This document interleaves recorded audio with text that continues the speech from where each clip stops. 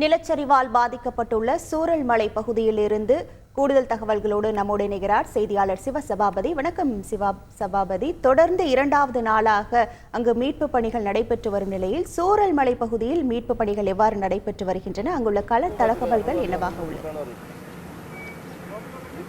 தற்பொழுது பார்த்தீங்கன்னா இந்த சூரல் மலைப்பகுதியில் உடல் மீட்பு தீவிரம் அடைஞ்சிருக்குன்னே சொல்லலாம். இங்கே இருக்கிற ஆற்று வெள்ள கீழே பல வீடுகள் புதைஞ்சிருக்கு. ஒரு 4 வீட்டிலிருந்து கிட்டத்தட்ட 8 உடல்கள் எடுக்கப்பட்டிருக்கு. இது மட்டும் இல்லாமல் தற்பொழுது வரை 156 பேர் இறந்திருக்காங்க அப்படின்னு சொல்லிட்டு தெரியுது. இந்த சூரல் மலையில் வசிக்கிற ஒருத்தர்கிட்ட நம்ம இப்போ கேட்போம். சார், இந்த சூரல் மலை ദുരിതം എങ്ങനെ ഉണ്ടായിട്ടുണ്ട്? ഇത് കുറിച്ച് ഏതെങ്കിലും പറയാം സാറേ? മിനിഞ്ഞാന്ന് രാവിലെ 2 മണിക്കാണ് ഇത് പൊട്ടിയത്. നമ്മളൊക്കെ വീട്ടിൽ കിടത്തി, ഞങ്ങൾ 2 കിലോമീറ്റർ അപ്പുറത്താണെങ്കിൽ ഞങ്ങളെ വീട്ടിലൊക്കെ കുലുക്കുണ്ടായിരുന്നു. അതിൻ്റെ സൗണ്ട് ഉണ്ടായിരുന്നു, ഭയങ്കരമായ സൗണ്ട് ഉണ്ടായിരുന്നു. അപ്പോൾ ഇവിടെ 2 മണിക്ക് തന്നെ വന്ന് നോക്കുമ്പോൾ ഞങ്ങൾ മുണ്ടക്കായിലേക്ക് കിടക്കാൻ പറ്റിയില്ല. പാലം പോയിട്ടുണ്ട്, അവിടെ അമ്പലം പോയിട്ടുണ്ട്, അതുകൊണ്ട് മുണ്ടക്കായി കിടക്കാൻ പറ്റില്ല. ഇവിടെ വന്നപ്പോൾ തന്നെ മണ്ണിൽ ഇവിടെ ഈ കാണുന്ന ഭാഗത്ത് തന്നെ കണ്ടമാനം ആൾക്കാർ ചേറിൽ കിടക്കുന്നുണ്ടായിരുന്നു. ബിൽഡിങ്ങിൻ്റെ ഈ ടൗണിൽ ബന്ധപ്പെട്ട് അവിടെ നിന്ന് 10-50 ആളെ ഞങ്ങൾ രക്ഷിച്ചിരുന്നു. ഇന്നലെ വൈകിട്ട് വരെ 100 ചില്ലറ ബോഡി കിട്ടിയെന്ന് പറഞ്ഞു. ഇനിയും അത്രയും കൂടി കിട്ടാനാണ് സാധ്യത.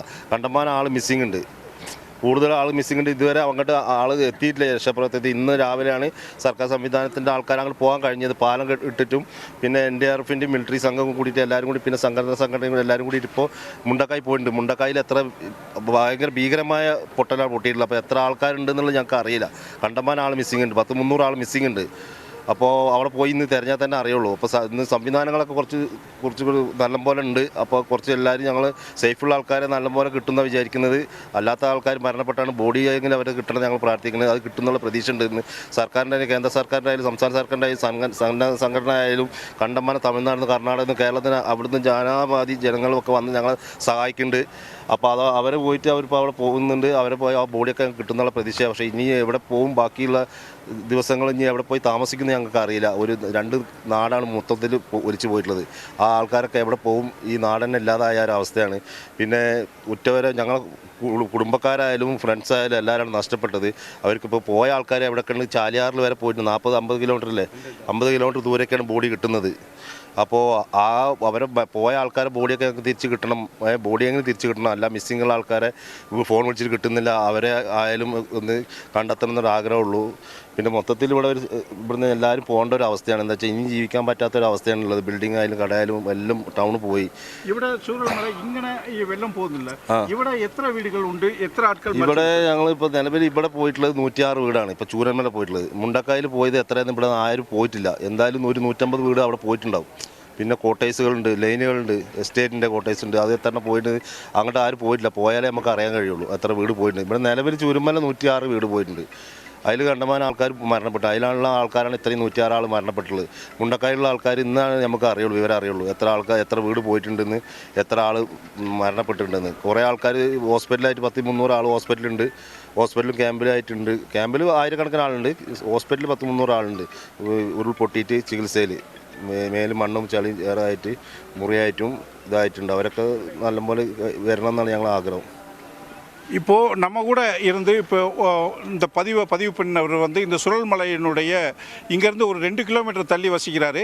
அதிகாலையில் ஒரு 2 மணி அப்போது பயங்கர சத்தத்துடன் இந்த பகுதி கேட்டதுனால இவங்க எல்லாமே அதிர்ச்சி அடைந்து இந்த பகுதிக்கு பார்த்ததில் பார்த்தீங்கன்னா இந்த ஒட்டுமொத்தம் இந்த சுழல் மலை பகுதியே பார்த்தீங்கன்னா தண்ணியெல்லாம் அடிச்சுட்டு போகிற மாதிரி இவங்க பார்த்துருக்காங்க.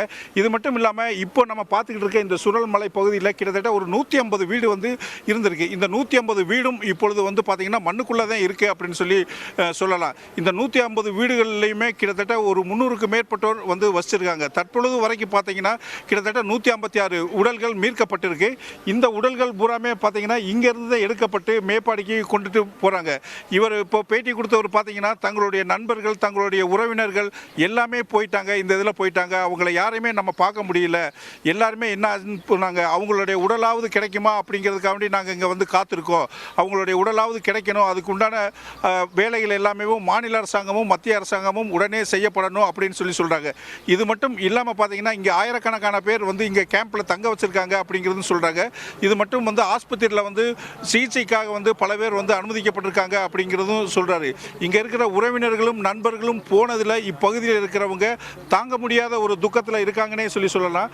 இது மட்டும் இல்லாமல் பார்த்தீங்கன்னா இங்கேருந்து போகக்கூடிய அந்த பகுதிக்கு அந்த பகுதியில் பார்த்தீங்கன்னா அங்கேயும் பார்த்தீங்கன்னா நூற்றுக்கணக்கான பேர் வந்து மாட்டிக்கிட்டு அங்கேயும் இது பண்ணுறாங்க. அவங்களுடைய நிலைமை என்ன ஆச்சுன்னே தெரியல அப்படின்னு சொல்கிறாங்க. மேலும் பார்த்தீங்கன்னா அங்கே போகிறப்பதே அங்கே எத்தனை பேர் இறந்துருக்காங்க, எத்தனை பேர் உயிரோடு இருக்காங்க அப்படிங்கிறதெல்லாம் தெரிய வரும் அப்படின்னு சொல்கிறாங்க. முண்டக்கை பகுதியில் தற்பொழுது செல்வதற்கான பாலம் அமைக்கிறதுக்காக வந்து இராணுவத்துறையினர் வந்து அந்த தளவாடங்கள்லாம் கொண்டு வந்து தற்பொழுது இங்கே இறக்கிட்டு இருக்கிறத நம்ம பார்க்கலாம். அது பக்கத்தில் வந்து ஜேசிபி வந்து ஒவ்வொரு இடத்துலையுமே, அதாவது வெள்ளம் அதிகமாக போயிட்டு இருக்க ஒவ்வொரு இடத்துலையுமே தோண்டி இங்கே இருக்கிற வீடுகள் எல்லாத்தையுமே வந்து அங்கே இருக்கிற எடுக்கிறது எல்லாத்தையும் நம்ம பார்க்கலாம். இது மட்டும் இல்லாமல் இந்த ஆற்று பகுதியில் பார்த்தீங்கன்னா பெரிய பெரிய பாறைகள், ராட்சச பாறைகள்னு சொல்லிட்டு உருண்டு வந்து நிற்கிது. இதெல்லாம் அகற்றின பிறகுதான் இதுக்கு கீழே இருக்கிற வீடுகள் வந்து எடுக்க முடியும், அங்கே இருக்கிற எத்தனை உடல்கள் அப்படின்னு சொல்லிட்டு பார்க்க முடியும். இதோடு மட்டும் இல்லாமல் இப்போ வந்து அந்த முண்டக்கை பகுதிக்கு போகிறதுக்காக என்டிஆர்எஃப் எல்லாமே ஒரு சிறிய பாலம் அரிச்சு ஒவ்வொருத்தராக வந்து அதை கடந்து போய்கிட்டு இருக்காங்க. அது மேலும் பார்த்தீங்கன்னா இந்த உடல்கள் வந்து அதிக அளவில் வந்து கிடைக்கும் அப்படின்னு சொல்லியிருக்காங்க. இங்கே பார்த்தீங்கன்னா அதாவது இங்கே வேலை செய்கிறவங்களுக்கு தேவையான உணவுகள் மற்றும் குடிநீர் எல்லாமே வந்து பொதுநல அமைப்பு மூலமாகவும் மற்றும் தன்னார்வ தொண்டு மூலமாகவும் இவங்க எல்லாமே வழங்கிக்கிட்டு இருக்காங்க. இதோடு பார்த்தீங்கன்னா இன்னைக்கு தற்பொழுது வந்து வானிலை சரியாக இருக்கிறதுனால இந்த மீட்பு பணி தற்பொழுது துரிதமாக நடந்துகிட்டு இருக்குன்னே சொல்லலாம். மேலும் பார்த்தீங்கன்னா இங்கே வர்றதுக்கு உண்டான சாத்தியக்கூறுகள், அதாவது இந்த பகுதிகளுக்கு வேறு யாருமே வராமல் அதிகாரிகளும் மீட்பு பணியில் ஈடுபட்டிருக்கிறவங்களும் பத்திரிகையாளர்களும் மட்டுமே அனுமதிக்கப்பட்டு இங்கே வந்து மீட்பு பணி நடந்துகிட்டு இருக்கு. இதோடு மட்டும் இல்லாமல் கிட்டத்தட்ட வந்து ஒரு 100க்கு மேற்பட்ட வட இந்தியர்களை சேர்ந்த ஒரு குழுவை வந்து இந்த பகுதியிலிருந்து மீட்டெடுத்திருக்காங்க. அதாவது முண்டக்கயம் போகிற பகுதியிலிருந்து அவங்கள மீட்டெடுத்து இந்த சுருள்மலை பகுதியில் வந்து கொண்டு வந்து அவங்கள வச்சிருந்து அவங்களுக்கு தேவையான உணவு, மருத்துவம், குடிநீர் போன்றவங்களாம் கொடுத்துருக்காங்க. அவங்க கிட்ட விசாரிக்கிறப்போ அவங்களுக்கு வந்து இந்தி மொழியை தவிர வேறு எதுவுமே தெரியல. அவங்க சின்ன சின்ன குழந்தைகளை வச்சுக்கிட்டு அவங்க எல்லாமே ரொம்ப ஒரு பரிதாபத்தோடு இருக்கின்றாங்க. அவங்களும் என்ன சொல்கிறாங்கன்னா தங்களுடைய உறவுகள் எல்லாமே நிறைய பேரை காணா, அவங்கள தேடிக்கிட்டு இருக்கோம் அப்படிங்கிறது சொல்கிறாங்க. பெரும் அதிர்ச்சியையும் பெரும் சோகத்தையும் வந்து இந்த சுருள்மலையினுடைய நிலச்சரிவு அப்படிங்கிறது ஏற்படுத்தியிருக்கு. இது மட்டும் இல்லாமல் பார்த்தீங்கன்னா அந்த முண்டக்கைங்கிற இடத்துல இனி போகும்போது அங்கேயும் உயிரிழப்பு மிக அதிகமாக இருக்கும் அப்படிங்கிறது எண்ணப்படுது. தற்பொழுது பார்த்தீங்கன்னா பினராயி விஜயன் வந்து அமைச்சரவை கூட்டத்தை கூட்டியிருக்காங்க. உயர் அதிகாரிகளுடன் கூட்டத்தை கூட்டி ஆலோசனை செஞ்சுக்கிட்டு இருக்காங்க. இந்த ஆலோசனைப்படி இந்த மீட்பு பணிகள் எவ்வளவு வேகத்தில் நடக்கணுமோ அந்த வேகத்தில் நடக்கிறதுக்கான உத்தரவிடப்படுகிறது. இது மட்டும் இல்லாமல் பினராயி விஜயன் வந்து இந்த பாதிக்கப்பட்ட பகுதியில் வந்து பார்வையிட உள்ளதாகவும் ஒரு தகவல் இருக்குது. இது மட்டும் இல்லாமல் மேப்பாடியில் இருக்கிற மருத்துவமனை, அதாவது கிராம பஞ்சாயத்து மருத்துவமனையில் இருக்கிற உடல்கள் எல்லாமே உடனுக்குடனே வந்து பிரேத பரிசோதனை செஞ்சு உறவினர்கள் வந்து உடல் அடையாளம் காட்டப்பட்டு அவங்ககிட்ட ஒப்படைக்கப்பட்டு வருகிறது. அங்கேயும் பார்த்தீங்கன்னா இருக்கிறவங்களுக்கு அங்கே இருக்கிற பள்ளிகள், சர்ச்சுகள் போன்றவற்றில் வந்து உணவு தயாரித்து எந்த ஒரு, அதாவது மீட்பு பணி வீரர்கள் எவருமே சோர்வடையாத வண்ணம் அவங்களுக்கு தேவையான அனைத்து உதவிகளும் செஞ்சுட்டு வராங்க. சுரல்மலை பகுதியிலிருந்து கள தகவல்களை வழங்கியமைக்கு நன்றி சிவசபாபதி. செய்திகளை உடனுக்குடன் தெரிந்து கொள்ள உடனே சப்ஸ்கிரைப் பண்ணுங்க.